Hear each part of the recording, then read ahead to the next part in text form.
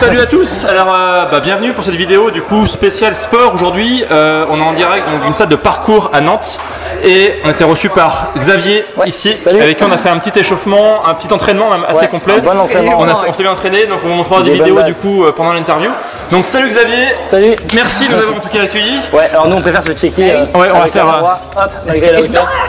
Et boum, ça tombe par terre. Voilà. Pour ceux qui ne connaissent pas, est-ce que tu peux nous présenter le parcours rapidement? Ok, alors déjà nous préférons utiliser le terme art du déplacement. Ok. Parce qu'on a cette relation avec l'origine de la pratique par les Yamakasi. Et l'art du déplacement, c'est utiliser son corps, comme je disais à Blandine tout à l'heure, c'est utiliser son corps de manière manuelle. Parce que toute ta vie est en mode automatique, assis, debout, couché. Et là tu l'utilises avec le mobilier urbain en fait. D'accord. Okay. Tu franchis des obstacles, tu cours dans la ville, tu grimpes, tu sautes et tu t'adaptes à ton environnement. Donc c'est courir, sauter, grimper grâce à l'environnement que tu as en face de toi. Qu'il soit urbain, rural, dans une forêt, à la montagne.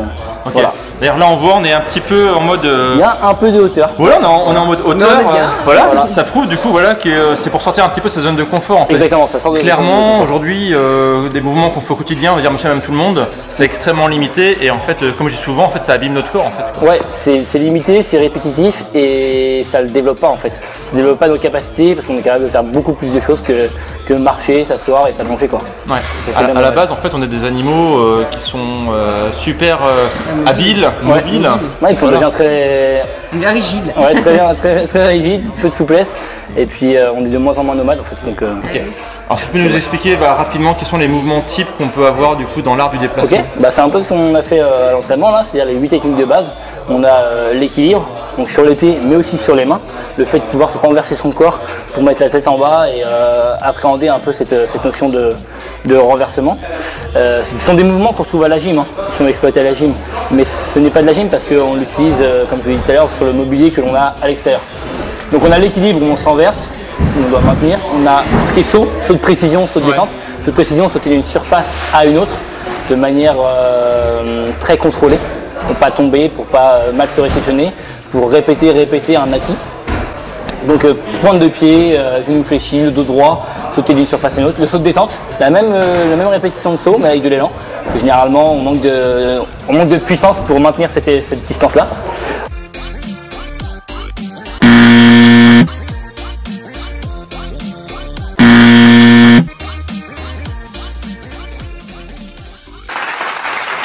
Ensuite on a tout ce qui est saut de bras, on va se réceptionner avec nos pieds et nos bras, comme ceci en fait.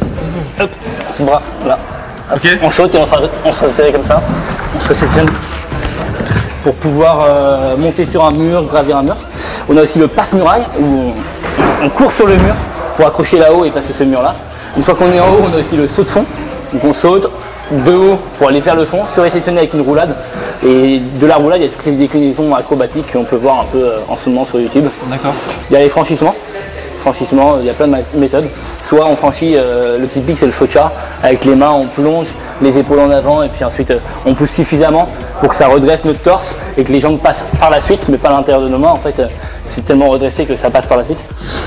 Et puis je crois que j'en ai pas oublié, je les ai tous quoi. Okay. Les 8. Question Blandine? Les 8 bases. Non, j'écoute, je vois tes paroles. Toi du coup, ça fait combien de temps que tu fais du parcours? Enfin, l'art du déplacement, moi j'ai arrêté de compter, mais je crois approximatif que ça fait ce que dans ma 5e année. D'accord, ok. Je suis tellement passionné que j'en fais tellement tous les jours que j'ai arrêté de compter. Après, j'aurais envie de dire, c'est depuis notre naissance en fait. Ouais, c'est ça. Quand on regarde un enfant, il se déplace. Exactement. On se déplace tout le temps. Quand tu regardes un enfant qui va te promener avec toi, il va chercher à monter sur le mur. À partir du moment où j'ai mis le mot art du déplacement, c'est quand j'ai commencé à m'entraîner pour cette discipline. Parce qu'effectivement, je me déplace, je fais du mouvement depuis que je suis né. Je fais du sport aussi depuis que je suis tout petit. Mais j'ai commencé à mettre le mot art du déplacement, déjà quand j'ai rencontré Stani qui m'a entraîné. Et quand je me suis entraîné sérieusement pour telle et telle base de saut, telle et telle capacité physique, force, puissance, vitesse, endurance. Et telle façon de vivre, l'hygiène de vie et cet art de vivre qui est en fait, tu fais attention à comment tu interagis avec ton milieu, comment tu manges, comment tu vis, comment tu te déplaces, limiter les transports en commun, favoriser le développement du corps, un état physique qui n'est pas inné pour tout le monde en fait, c'est une réflexion du... Et typiquement quelqu'un qui regarde cette vidéo, qui se dit ça a l'air super intéressant, quels vont être les bénéfices pour lui en fait? Qu'est-ce que ça apporte concrètement au quotidien?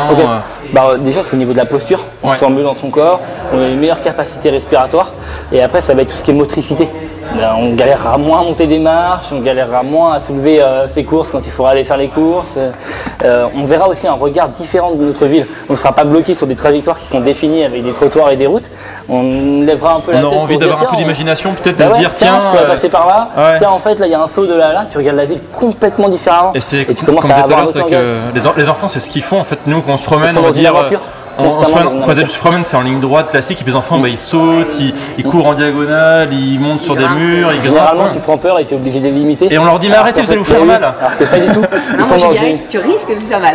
L'art du déplacement, c'est un bon mix entre le sport et l'aventure. C'est-à-dire que tu es à la fois à la recherche de ce que tu pourrais faire, à la fois dirigé par des capacités physiques. Il y a cette imagination qui t'emmène là où ton regard est porté en fait. Donc que ce soit vers le haut, que ce soit vers un saut, que ce soit vers un mur, une barrière, un câble, un poteau. Il n'y a pas de limite. Je pense qu'au-delà de l'aspect physique, il y a aussi l'aspect psychologique. Ouais. Parce qu'on dépasse nos limites, mais mentalement, ça va être énorme. Parce exactement. Là, on a vu, on s'est jeté un petit peu dans le vide. Vous m'avez fait confiance. On a fait des choses en fait que c'est vrai qu'on ne fait pas forcément. Non, moi, tu vois, clairement, il y a eu parfois, j'ai pas réussi à aller au-delà. Physiquement, j'aurais été capable. Mais psychologiquement, j'avais une barrière. Il y a cet aspect mental. Après, c'est la première fois. En le bossant, je suis sûr que j'arrivais, mais justement, je pense que psychologiquement, ça nous a une force phénoménale. Bien plus importante. En fait, ça va même au-delà de ça, parce que tu travailles psychologiquement, tu as peur de faire ce saut-là sur le moment T, donc tu as ton mental qui commence à te dire toutes les frayeurs, toutes les peurs que tu pourrais avoir. Mais c'est intéressant d'avoir cette relation à l'obstacle avec la relation de ta vie en fait. Quand tu as une épreuve à faire, on prend un lycéen qui a une épreuve de bac, qui a peur de passer une épreuve de bac, c'est un obstacle comme un autre. Et s'il affronte cet obstacle comme il affronte un obstacle à l'entraînement, il n'a pas cette même relation. Et c'est pareil pour tout en fait. Du coup, ça donne, réussir à faire des choses avec son corps, ça peut donner confiance sur le mental. Si je l'ai fait, je pensais que c'était impossible et j'ai réussi à le faire. Donc une épreuve, comme tu dis, un examen ou une épreuve de la vie, on peut le faire. Quoi. Comme je disais tout à l'heure, la seule limite, c'est votre imagination. Ouais. C'est-à-dire que vous vous limitez parce que vous avez des peurs, des appréhensions que vous ne devriez pas avoir. Parce que vous commencez tout de suite à réfléchir à l'impact, tout ça, plutôt que de vivre le moment présent. Et généralement, c'est se projeter sur l'avenir, sur la possibilité de chute, plutôt que de vivre le moment présent. Donc petit à petit, cette confiance-là, elle s'installe, et tu prends de l'expérience, tu prends de l'assurance aussi, et cette assurance-là, tu la mets dans ta vie de tous les jours. Parce que c'est déjà l'heure de vivre en fait. Je pense qu'on en parlait tout à l'heure, elle est nécessaire cette peur. Elle est nécessaire parce que faut pas se faire mal non plus. Parce qu'on ne faut pas non plus y aller, je suis plus fort que tout le monde et puis j'y vais. Non. Et j'aime à dire que la peur c'est aussi un garde-fou. C'est un allié. Enfin, les pratiquants en règle générale, ils parlent de ce n'est ni un allié ni un ennemi. Il est entre les deux. Des fois il va te garder un peu de ta folie, de pouvoir dire ok, je peux peut-être sauter, notamment en termes de débutant où on ne connaît pas ses capacités. Ah bah tiens, je peux aller de là à là, en fait peut-être que tu n'as pas encore les capacités. Il faut et c'est garde-fou, il faut avoir du recul. Capacités, mais aussi de ses limites. Ouais. Et cette peur-là aussi, elle te permet de la dépasser. Donc ça fait encore un obstacle supplémentaire. Tiens, ok, des fois c'est un garde-fou et des fois, faut que j'affronte ma peur et que j'en fasse un allié. Ok, cette peur-là, elle est là pour le limiter, mais parfois il faut aussi oser aller au-delà. C'est vrai que ça devient intéressant psychologiquement. Au-delà de la zone de confort. Ouais. En tout cas, nous, on a beaucoup aimé parce que ça nous rapproche un petit peu de l'esprit paléo. Justement, nous, on est très dans le côté origine de l'homme en fait. Et voilà, nous, on parle beaucoup d'alimentation parce que c'est ce que les gens parlent très souvent en fait, l'alimentation naturelle de l'homme, pas transformée, etc.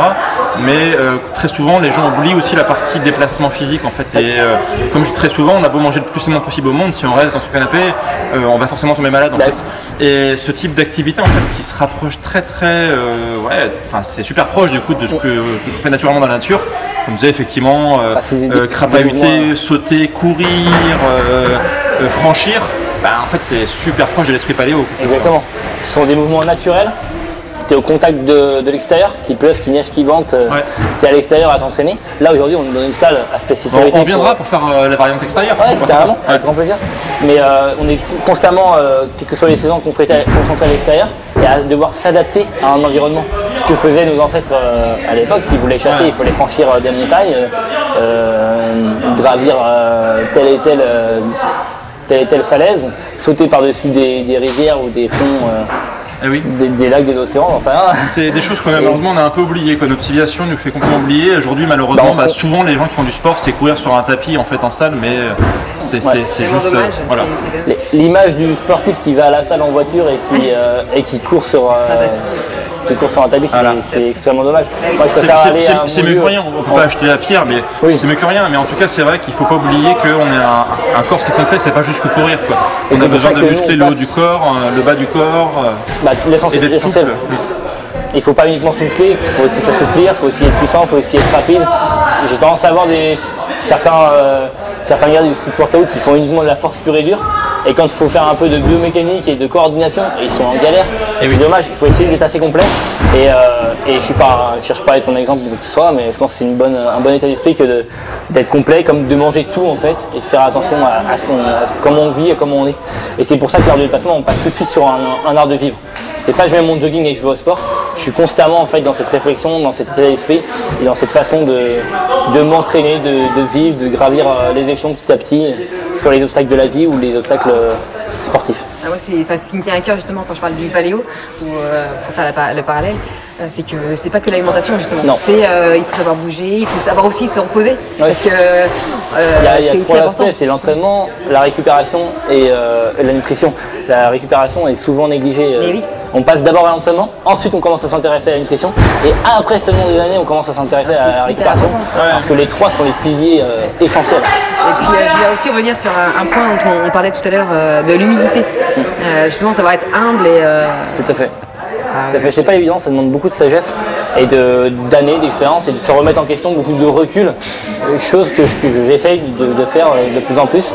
Mais il faut savoir que les fondateurs de cette pratique-là ne se disent même pas être à l'origine d'une pratique, parce qu'ils sont humbles et parce qu'ils savent que l'homme a toujours été en mouvement, a toujours été en déplacement pour chasser des troupeaux ou pour partir d'un continent à un autre. Et du coup, pour eux, c'est naturel, ils l'ont juste remis au bout du jour avec les surfaces que l'on a aujourd'hui, le béton, le bitume, les graviers. Ils font de l'art du déplacement, mais ils ne se disent pas avoir créé et ils sont super humbles là-dessus. Et c'est une des notions qu'il ne faut pas négliger.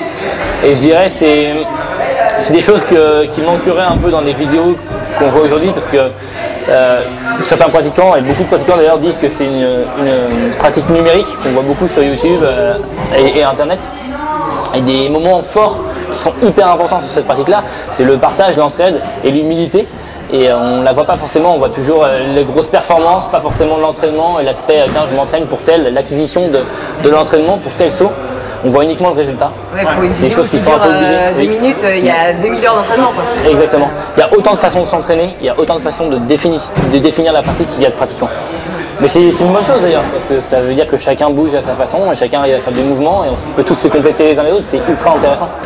Donc j'aime bien faire le parallèle justement avec l'alimentation paléo, où tu dis que ça n'a pas été une pratique inventée, parce qu'on le fait depuis tout temps. C'est comme nous quand on nous dit paléo c'est un régime à la mode, mais non, c'est le régime de la base de l'homme. Juste qu'on est revenu un peu sur cette réflexion de se dire tiens en fait peut-être qu'on s'alimente mal, peut-être que le milieu industriel c'est peut-être pas la bonne chose. Quoi. Donc c'est pareil, le parcours ou l'art du déplacement c'est pas une mode, c'est juste un retour en fait aux sources. Quoi. Exactement, aux origines. Et donc en tout cas si vous voulez tester, regardez sur internet, je pense qu'il y a peut-être une salle près de chez vous, n'hésitez pas à les tester. Si vous êtes sur Nantes, en tout cas, à Nantes il y a cette salle là, voilà, vous invite à venir à 4PK, la salle de Xavier et de Stani, c'est surtout la salle de Stani en fait, moi je travaille dedans. En fait ils sont super cool, on a été super bien reçus, donc n'hésitez pas à venir. Et ça on va vous mettre les références sous la vidéo, si vous voulez venir, vous êtes dans le coin, en tout cas vous serez bien reçus, et on vous encourage à venir. En tout cas merci beaucoup Xav. Et puis à une prochaine. À une prochaine à l'extérieur alors. Ça marche avec plaisir. Cool. Salut. Salut.